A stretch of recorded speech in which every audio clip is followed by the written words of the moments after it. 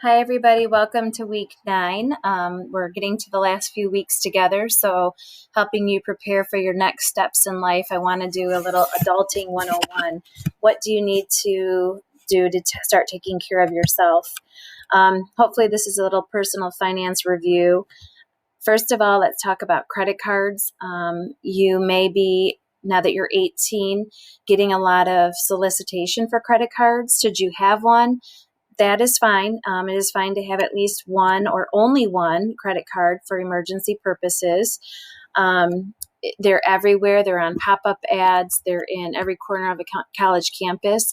So just be careful signing up for any of them. I would recommend only having one.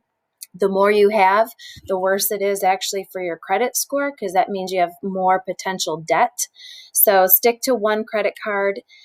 Shop around. Make sure that you understand there are great reward and cashback programs out there for some credit cards, but more importantly, know what interest rate you have. The lower interest rate, the better. Know when your due date is. Know how much money they're willing to lend you or what your credit limit is. Always try to pay off the balance every single month. If you charge it, pay it off. If you don't, you have interest that you pay, and it's a vicious cycle that you're getting into. Next, checking accounts. Hopefully you have your own. If you're sharing one with your parents right now, that is fine. Eventually you want to have your own checking account. Same thing. It's something you should shop around for. Look for convenience of where branches are of banks, but mostly online banking is so available and a nice convenient thing to have, where you can even deposit checks by taking a picture of it on your phone.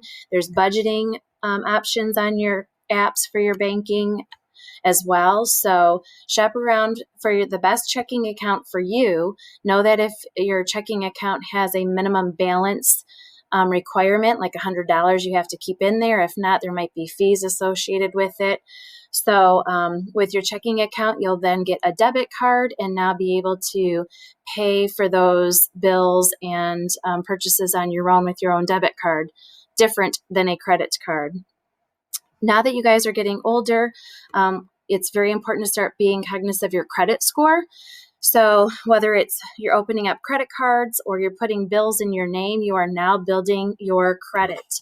It is a number that gives you, that banks basically gauge you on as far as your financial responsibility. So the higher the credit score, the better. Things like how much debt you have, how frequently do you pay your bills on time, how much money do you owe. Those things are all taken into consideration for credit scores.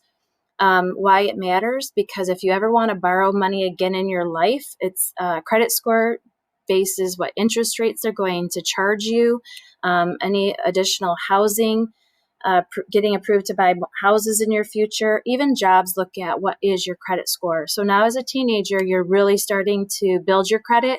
Make sure you keep it in good standing. It is definitely something I wish everyone would be a little more cognizant of as a teenager. Last thing is just moving out or staying home. Some of you guys are starting to make those decisions. If you're moving away to college, know that it's a lot more expensive than you think it's going to be.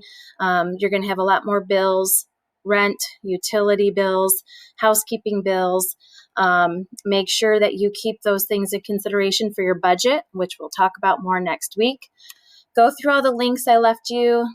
Read and get more information about all these topics. Please ask questions if you have any and do your weekly feedback for the week.